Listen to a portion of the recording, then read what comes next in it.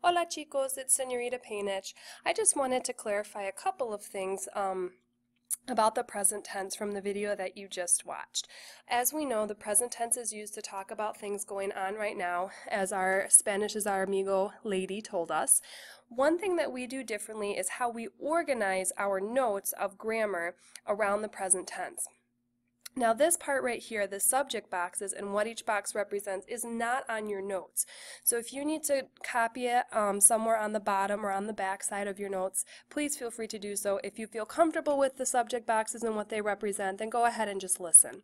So when we do our notes, we are going to organize our verb endings into 6 different boxes, and each box represents something different. So the first box in the upper left-hand corner is the yo box.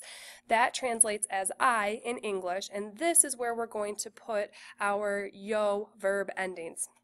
The next box is the to, which translates as you, and the third box is el, ella, usted, which translates as he, she, and you formal.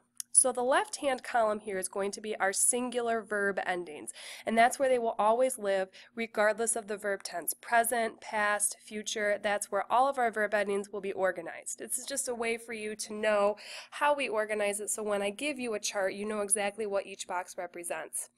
The right-hand column is the plurals. So if we look at the upper right hand here, we've got nosotros, which is we, vosotros, which is you all, and remember that is only done in Spain. And then the last box is ellas, ellas, ustedes. Please recall that ellos and ellas means they, ustedes means you all. So they mean slightly different things, but they do happen to share the same verb endings. So when we go down here to our notes on the regular endings for the present tense, you can see that they're organized in this box of 6. So if we look at the AR verb endings here, the yo form is the o, the tu form is as, the el, ella, usted is a, nosotros is amos, vosotros is ais with an accent, and ellos, ellas, ustedes is an an. The pattern repeats itself in the ER endings and the IR endings.